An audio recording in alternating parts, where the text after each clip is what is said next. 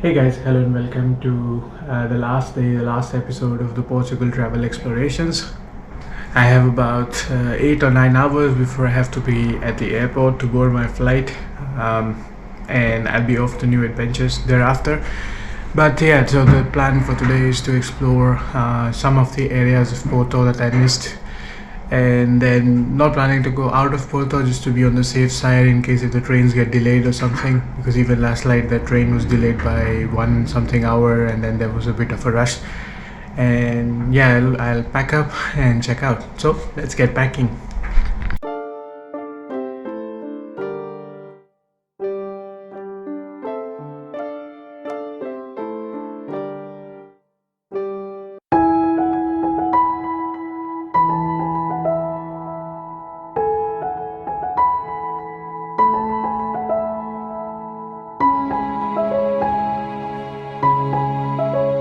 Right, time to say goodbye to this lovely garden and this stay that I've been staying at in Porto.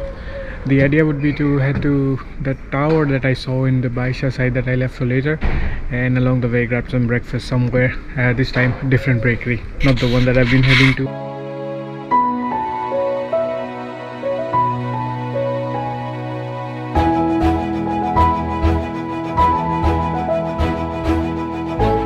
All fueled up and ready to go. It's amazing how there is a bakery at every corner here, every 10 steps.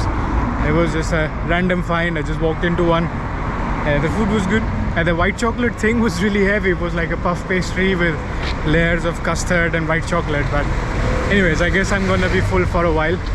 Time to go find that monument in Baixa and where the right turn was. I don't remember anymore, but just gonna retrace my path. I'll find it at some point. Found it. It's that way.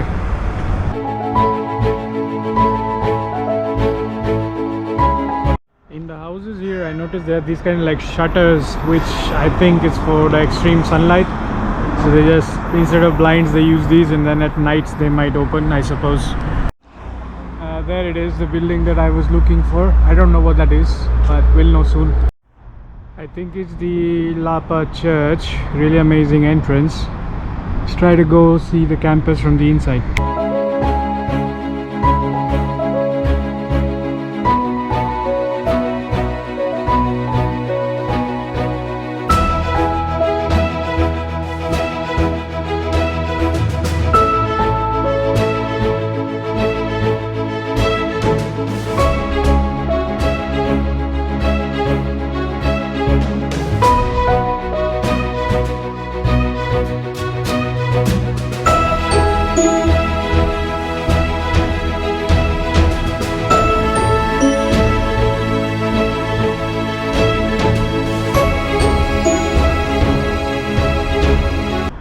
Looks really amazing on the outside, but in the inside seems closed. Anyways, this town has a lot of amazing churches that have like a historic significance as well, and the architecture is also really amazing.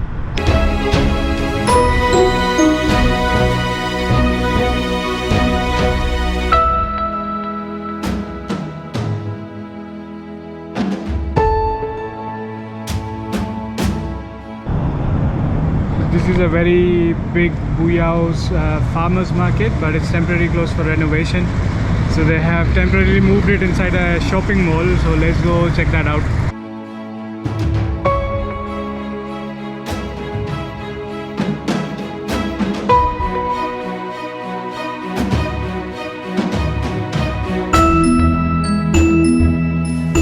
Next to that iconic Santa Caterina church with the blue and white tiles, you have this shopping mall La Vie, and they have this kind of like board sign at the entrance, and downstairs is the temporary shopping market for farmers market. So let's go see what they have on display here.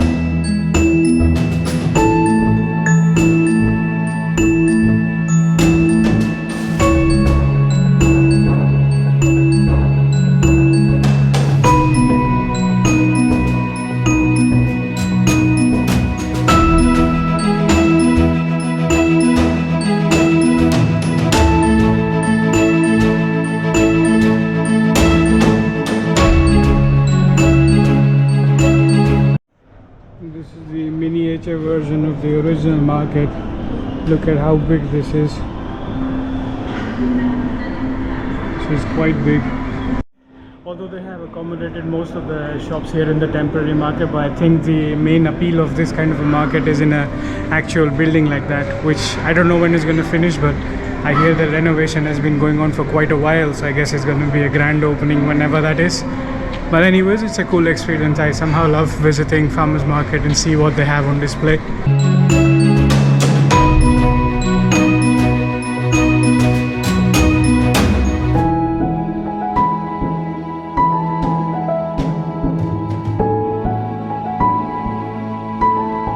Okay, so it's almost 2 p.m. Been actually 2:30. Been almost 2 hours since I've been chilling in the shopping mall.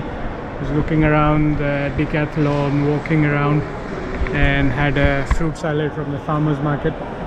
Now gonna go to the metro station and try to go to the western part of Porto, see what it's like there. I guess it's a bit more non-touristy because there aren't very many historical landmarks there, but still it's quite beautiful and it's a coastal area. So slowly start heading towards there, see how the environment is like over that side.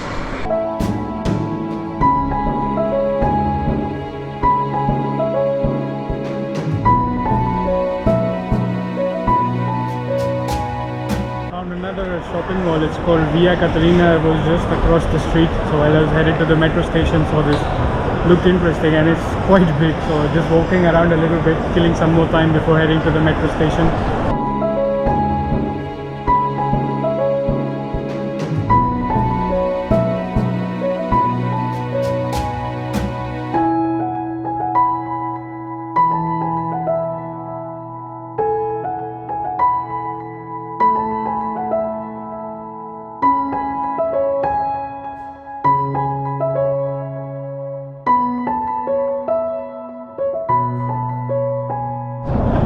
The first leg of the journey, came almost towards the end of the A line towards the west coast near the harbour side. I don't know if it's a harbour, but there's a water body close by, and decided I had to change to another, I think, bus line or so, but then I decided to stop first and have a lunch break. I'm just gonna walk around a little bit, see what's here. I see a Dominos, but I'm trying to avoid eating at Dominos, so let's see what I end up eating for lunch. That's the stop, Matosinho Sul. I guess that's a butchered version of the pronunciation, but that's where I got off, maybe 1 or 2 stops before the end.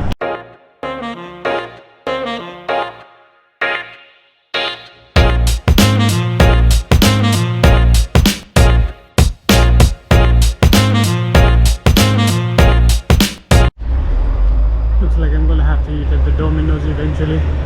Like, again, cafes and high-end dining because it's close to the beach side, so not gonna eat near the beach side.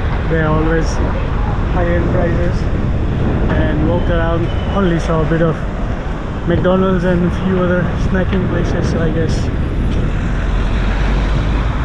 Domino's it is. Found this Kebab Grill place on the way, so I guess this is still better than having Domino's. So just gonna rest here, have some lunch, and then head on over to the beach side and see what people are up to, and then continue onwards to the destination along the west coast. Done eating. Was a pretty basic kebab hot dog kind of lunch. The orange juice was really nice, fresh squeezed, but I was sitting in the shade, and this is like the seaside, very close to the seaside, maybe just 100 meters or so. So the wind blast was really strong and the wind was really chilly. I was almost freezing my ass off there, but yeah, back in the sunshine now, nice and warm. Gonna check out a few beaches along the coast and then hop on the bus to get to a viewpoint, and then there's a lighthouse and stuff over there. That's where the river Douro meets the sea, so I'll tell you more when we get there. But first, let's check out the beaches.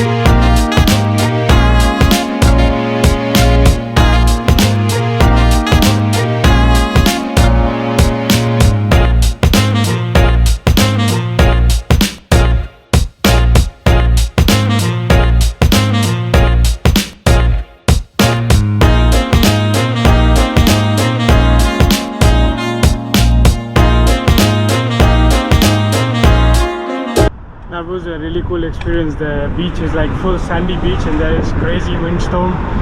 The sand is like flying all over, so sometimes we're dusty and hazy. I think I have a lot of sand in my hair, my hands, my tripod, everywhere, even without going in the water. That was a fun experience. So I'm exploring this municipality called Foz do Douro, and this is where the river Douro meets the Atlantic Ocean. So trying to get to, let's say, a cornermost tip and try and see if I could spot the river meeting the ocean somewhere, and that's gonna be a nice spot to chill as well for a bit.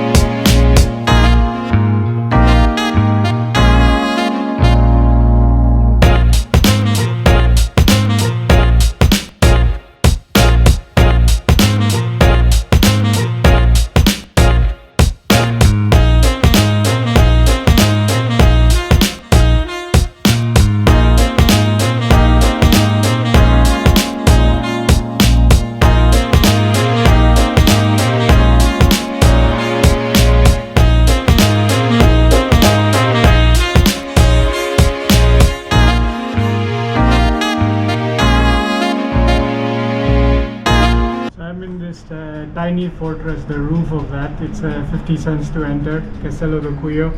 It's right in front of the Life Aquarium, so I decided to come here, and it gives you really nice views of the beach, which is extremely windy today, so I don't know how much of my voice you're hearing, but the views are really amazing. It's a 17th century fortress, so you can enjoy. It's a very small fortress, so there's only like the rooftop and then a bar below and an exposition of the commandos and their artillery.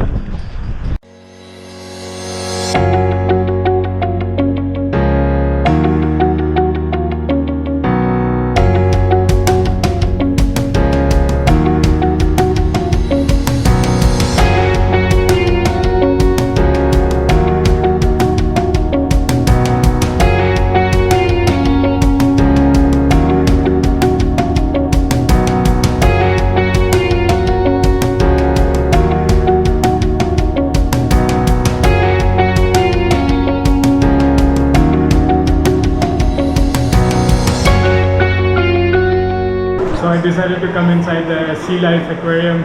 Let's see what's inside.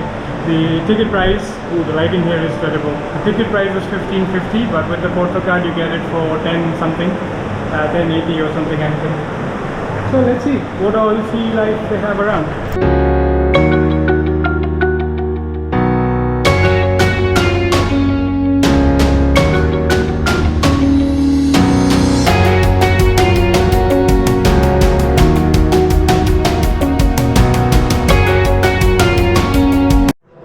These fishes are so colorful. This is so cool. I've never seen something like this. It's like a firefly of the fish world. Nice. Ooh, giant octopus. Come on. Yeah, giant octopus. So cool. I don't know if it's fully grown or is it a baby octopus, but it's way bigger than the ones I've seen so far.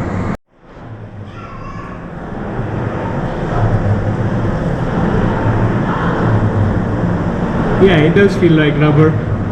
It's a cucumber. Can you eat it? Some people do. Interesting. They dehydrate and then they eat. You can touch a sea urchin, that's new. Oh, so sharp. Let's try touch a starfish. They have a flashlight. That helps. It's not, I shouldn't do it. A little bit. Yeah, okay, yeah. Oh, so pointy. Yes. First time touching a starfish. A sea urchin looks purple with the light.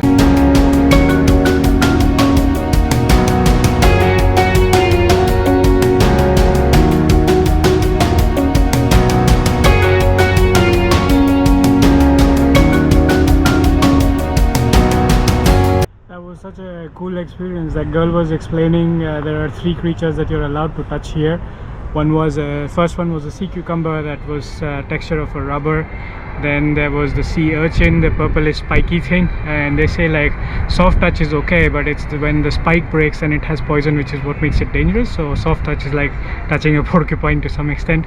And then there was a starfish, and in this area the starfish has thorns, kind of spikes on the top, because the seagull likes to eat starfish for dinner. So with the spikes it is no longer that tasty, and that's their defense mechanism. Next up is the penguins. So I don't know if you can see that board there. There is this like outdoor activity area in the middle. So I came out to vlog a little bit, because inside of course they have to keep the lights very dim. So the girl was very kind, she helped me with a little bit of flashlight to vlog. Oh, I think they're allowing the kids to touch the birds. Maybe I go do that and then go inside for the penguins. There's an owl there, and the kids were touching a white bunny. And then there's also an eagle sitting there. Let's get closer look. Just happily sitting, enjoying life. I didn't know eagles could turn their head so much. It's almost like 180 degrees bent backwards, borderline spooky. Okay, let's go in and look for the penguins.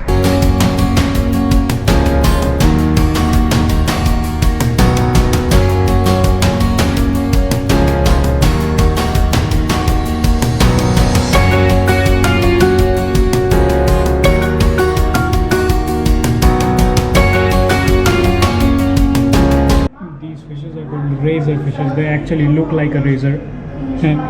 Pretty fitting name. Seahorses. There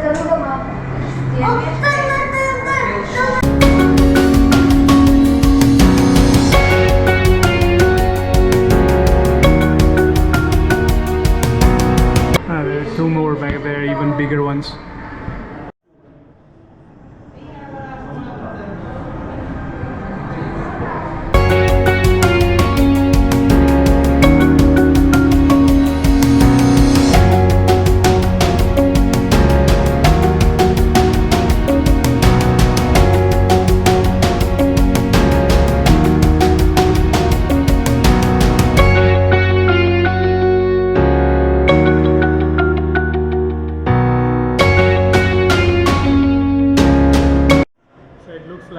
While trying to find Nemo, I missed the penguins, so I'm rushing down now because I have about 20 minutes before they close, so can't miss the penguins. There you are, hiding in a corner.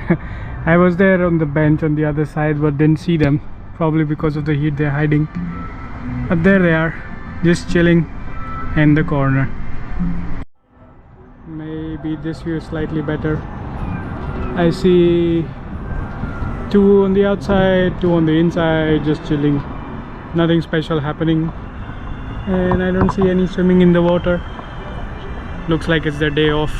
So made it to the final destination for the day. So this is Fortaleza de São João de Foz, or something like that. It's a very long name.